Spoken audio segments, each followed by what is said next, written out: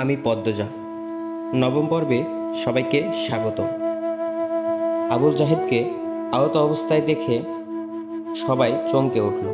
কপাল বেয়ে তার রক্ত ঝরছে। একজন দৌড় দিয়ে গেল বাড়ির ভিতর ফার্স্ট এইড বক্স আনতে। লিখন কিছু সময়ের জন্য থমকালো। আবুল জাহেদের কপালে ব্যান্ডেজ করার পর তাকে একটা চেয়ারে বসতে দেওয়া হলো। হেমলতা লাঠিতে এক হাতের উপর ভর দিয়ে স্বাভাবিকভাবে দাঁড়িয়ে আছেন। লিখন প্রশ্ন করল, কি হয়েছিল? আপনি ওনাকে আঘাত করলেন কেন? হেমলতা বললেন, এই অসভ্য লোক আজ 4 দিন ধরে মাঝরাতে এখানে ঘুরঘুর করে।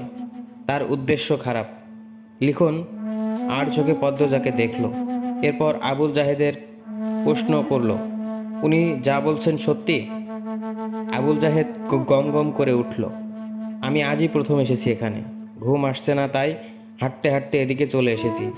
হুট করেই উনি আক্রমণ করে বসলেন। হেমলতা প্রতিবাদ করেন দৃঢ় স্বরে, মিথ্যে বলবেন না একদম। আবুল জাহেদ কিছুতে তার উদ্দেশ্য স্বীকার করল না। তর্কে তর্কে ভোরের আলো ফুটল। হেমলতা কঠিন করে জানিয়ে দিয়েছেন আজ এই বাড়িতে ছাড়তে হবে। হেমলতা প্রতিবাদ করেন দৃঢ় স্বরে, মিথ্যে বলবেন না একদম। আবুল জাহেদ কিছুতেই তার উদ্দেশ্য স্বীকার করল না। তর্কে তর্কে ভোরের আলো ফুটল। হেমলতা কঠিন করে জানিয়ে দিয়েছেন আজ এই বাড়ি ছাড়তে হবে। হেমলতার সিদ্ধান্ত শুনে দলটির মধ্যে আতঙ্ক ছড়িয়ে পড়ল। তীরে এসে নৌকা ডুবলে কিভাবে দেওয়া যায়? সিনেমার শেষ অংশটুকু বাকি। শর্ত অনুযায়ী আরও 10 দিন আছে। দলের একজন বয়স্ক অভিনেতা এই সিদ্ধান্তের প্রতিবাদ করলে হেমলতা জবাব দিলেন, আমার 3টা মেয়ের নিরাপত্তা দিতে পারবেন? একটা পুরুষ মানুষ রাতের আধারে যুবতী মেয়েদের ঘরের পাশ দিয়ে ঘুরঘুর করবে কেন? কিসের ভিত্তিতে? হেমলতা সবাইকে এড়িয়ে লাহারি ঘরে ঢুকেন। এদের তর্ক করে শুধু সময় নষ্ট হবে। আবুল জাহেদের ধূর্ত চাহনি তার নজরে এসেছে বারংবার। প্রথম রাতেই পায়ের আওয়াজ শুনে চিনতে পারেননি। এরপর দিন সন্দেহের তালিকায় থাকা 4-5 জনকে অনুসরণ করে তিনি নিশ্চিত হন রাতে কে লাহারি ঘরের পাশে হেঁটেছিল। লাহারি ঘরের ডান পাশে তুষের স্তূপ, পলিথিনে কাগজ দিয়ে ঢাকা। অসাবধানতার বশে আবুল জাহেদের কাদামাখা জুতা তুষের স্তূপে পড়ে, ফলে জুতায় তুষ লেগে যায়। এরপর দিন হেমলতা বাড়ির বারান্দায় জুতো জোড়া দেখতে পান। তুষ বাড়ির আর কোথাও নেই। তিনি ব্যস্ত হয়ে তুষের স্তূপের কাছে এসে দেখেন এক জোড়া জুতার চাপ। সেই জুতা যখন আবুল জাহেদ পরল, তিনি পুরোপুরিভাবে নিশ্চিত হন। শুটিং দলটার মধ্যে একটা হাহাকার লেগে গেল। বেশ কিছুক্ষণ নিজেদের মধ্যে আলোচনা চলল। এরপর সবাই মোর্শেদকে ধরল। বিনিময়ে তারা আরও টাকা দিতে রাজি। হেমলতার ধমকের ভারে তখন চুপ হয়ে গেলেও টাকার কথা শুনে মোর্শেদের চোখ দুটি জল করে উঠল। ঘরে এসে হেমলতার সাথে ধুমনু তার ঝগড়া লাগিয়ে দিলেন। হেমলতা কিছুতেই রাজি হননি। শেষ অবধি তিনি নিজের সিদ্ধান্তে অনড় থাকতে পারলেন না।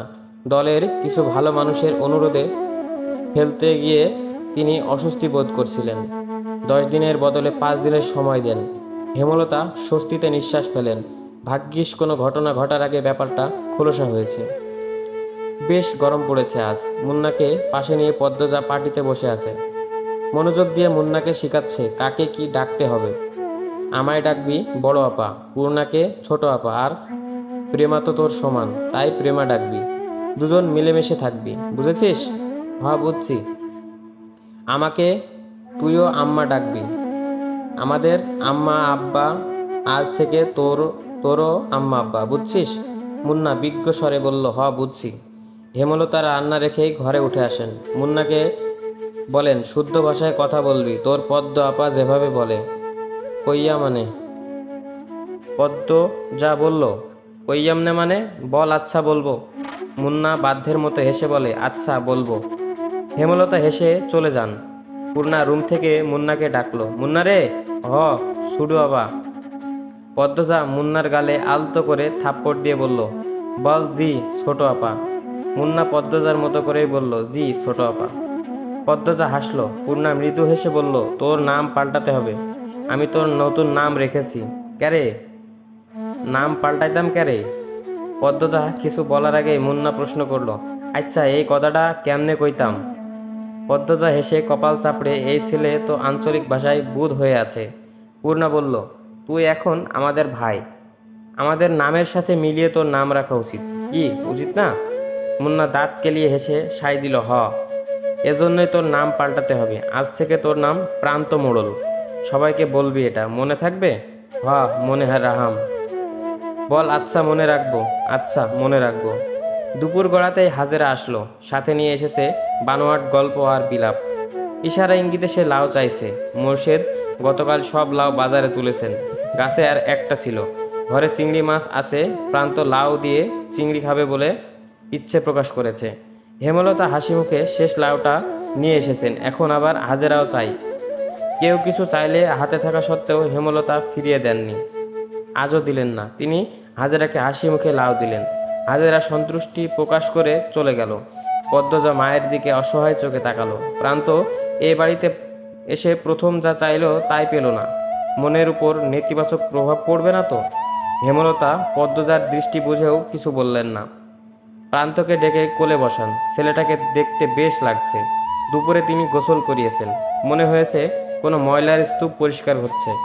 জন্মদাতার মৃত্যু প্রান্তের উপর বিন্দুমাত্র প্রভাব ফেলল না, এজন্য কেউই অবাক হয়নি। বাপ ছেলের শুধু রাতেই একসাথে থাকা হতো। অনেক রাত প্রান্ত একা থেকেছে। এইটুকু ছেলে কত রাত ভয় নিয়ে কাটিয়েছে। হেমলতা আদুরে কণ্ঠে বললেন, একটা গল্প শোনাই, শুনবি? হুনাও। পদ্মজা প্রান্তের ভাষার ভুল ধরিয়ে দিল। হুনাও না, বল শোনাও আম্মা। প্রান্ত মাথা কাত করে এরপর হেমলতাকে বলল, শোনাও আম্মা। আম্মা ডাকটা শুনে হেমলতা বুক বিশুদ্ধ ভালো লাগার ছেয়ে গেল। তিনি কণ্ঠে ভালোবাসা ঢেলে বললেন, আমাদের একদিন মরতে হবে, জানিস তো? জান্নাত জাহান্নামের কথা কখনোই কেউ বলেছে? প্রান্ত মাথা দুই পাশে নাড়ালো। কেউ শোনায়নি। হেমলতা এমনটা সন্দেহ করেছিলেন। প্রান্ত এ সম্পর্কে জানে না। তিনি ধৈর্য নিয়ে সুন্দর করে জান্নাত জাহান্নামের বর্ণনা দিলেন। জান্নাতের বর্ণনা শুনে প্রান্তের চোখ দুটি জলজল করে উঠল। প্রশ্ন করল হাজারটা। হেমলতাকে জানাই, সে জান্নাতে যেতে চায়, জাহান্নামে যেতে চায় না। হেমলতা বললেন, আচ্ছা এই গল্পটা বলি, মন দিয়ে শুনবি। প্রান্ত মাথা কাত করে হ্যাঁ সূচক সম্মতি দিল। হেমলতা বলতে শুরু করেন, একজন মহিলা একা থাকতো বাড়িতে। না দুটি ছেলে মেয়ে আছে, খুব ছোট, খুব অভাব তাদের। ছোট একটা জায়গায় মাটির ঘর। ঘরের সামনে শখ করে একটা লাউ চারা লাগায়। লাউ গাছ বড় হয়, লাউ পাতা অনেক হয়। এই লাউ পাতা দিয়ে দিন চলে যায় তার। কখনো সিদ্ধ করে খায়, নুন মরিচ পেলে শাক রেঁধে খায়। তো একদিন একজন ভিক্ষুক মহিলা আসলো। ভিক্ষুক মহিলাটি খায় না 2 দিন ধরে। লাউ গাছে লাউ পাতা দেখে খেতে ইচ্ছে করে। লাউ গাছের মালিক যে মহিলাটি, তাকে ভিক্ষুক বলে লাউ পাতা দিতে, রেঁধে খাবে। খুব অনুনয় করে বলে। মহিলাটি মায়া হয়। ভিক্ষুক মহিলাকে কথা শোনাতে শোনাতে কয়েকটা লাউ পাতা ছিঁড়ে দেয়। তার কয়েকদিন পর লাউ গাছের মালিক তিনি মারা গেলেন। গ্রামবাসী সহ মসজিদের ইমাম মিলে দাফন করেন। বুঝছিস তো প্রান্ত? প্রান্ত মনোযোগ দিয়ে শুনছে। সে খুবই মনোযোগী। শ্রোতা হেমলতা বাকিটা শুরু করলেন। গ্রামের ইমাম একদিন স্বপ্ন দেখেন যে মহিলাটিকে তিনি দাফন করেছেন তার চারপাশে আগুন দাউ দাউ করে জ্বলছে, কিন্তু তার গায়ে আঁচ অবধি লাগছে না। মহিলাটিকে ঘিরে রেখেছে লাউ পাতা, যার কারণে আগুন ছুঁতে পারছে না। ওই যে তিনি ভিক্ষুককে নিজের একবেলা খাবারের লাউ পাতা দান করেছিলেন, সেই লাউ পাতা তাকে কবরের শাস্তি থেকে বাঁচাচ্ছে, জাহান্নাম থেকে বাঁচাচ্ছে। আমাদের অনেক ইবাদত করা উচিত, তার মধ্যে একটি হলো দান। সামর্থ্য অনুযায়ী দান করা উচিত, কাউকে ফিরিয়ে দেওয়া উচিত না। বোঝা গেছে? বুঝছি। আমি দান করাম। করবি, অনেক বড় হবি জীবনে, আর অনেক দান খয়রাত করবি। আচ্ছা প্রান্ত, এখন যদি কোনো অভাবী এসে বলে তোর লাউটা দিতে, তুই কি করবি? প্রান্ত গম্ভীর হয়ে ভাবে, এরপর বলল, দিয়াম। একটু আগে একজন মহিলা আসছিল, দেখেছিস তো? দেখছি। সে খুব গরিব, বাড়িতে বাচ্চা আছে ছোট। এসে বলল লাউ দিতে, তাই তোর লাউটা দিয়ে দিয়েছি। এজন্য কি তোর মন খারাপ হবে? লাউটা তুমি দিছো, তাহলে তোমারে আগুন থাইকা বাঁচাইব। লাউটা আমি দিলেও তোমার জন্য ছিল। তুই এখন খুশি মনে মেনে নিলে লাউটা তোকে আগুন থেকে বাঁচাবে। হেমলতা কথায় প্রান্ত খুশি হয়ে পরপর হেমলতার কথায় প্রান্ত খুশি হয় খুব। পরপরই মুখ গম্ভীর করে প্রশ্ন করল, একটা লাউ কেমনে বাঁচাইব আমারে? প্রান্তর নিষ্পাপ কণ্ঠে প্রশ্নটা শুনে হেমলতা, পদ্মজা, পূর্ণা হেসে উঠল। পদ্মজা বলল, কয়টা পাতা অনেকগুলো হলে মহিলাটাকে বাঁচিয়েছিল, তেমন একটা লাউ অনেকগুলো হলে তোকে বাঁচাবে।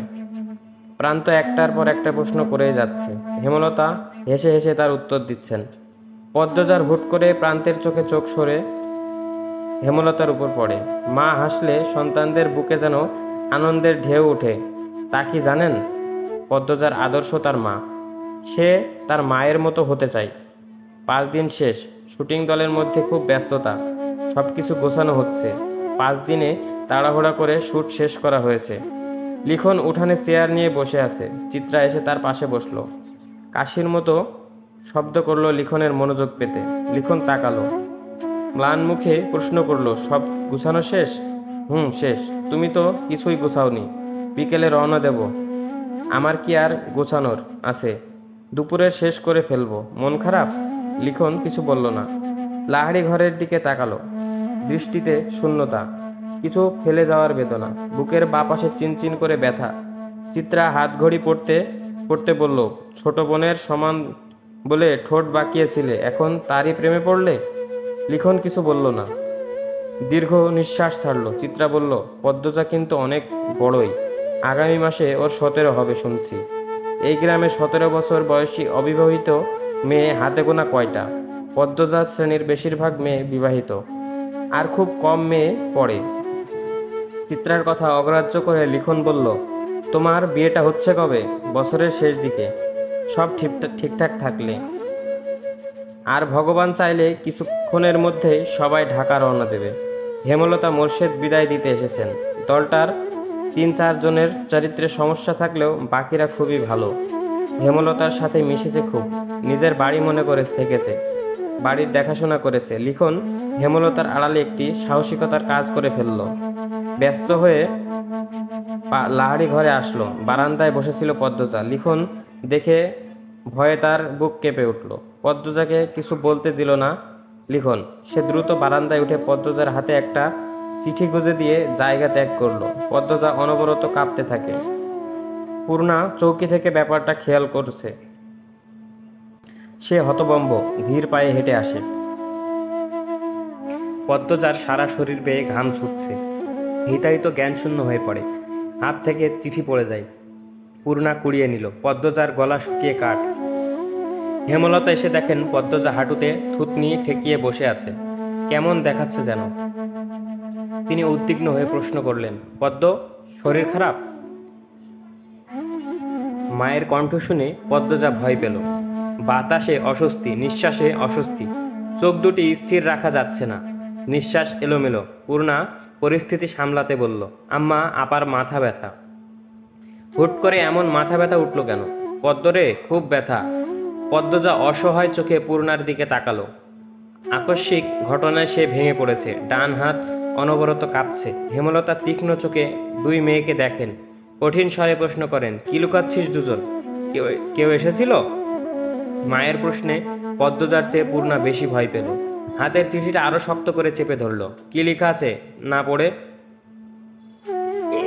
এই চিঠি হাতছাড়া করবে না সে।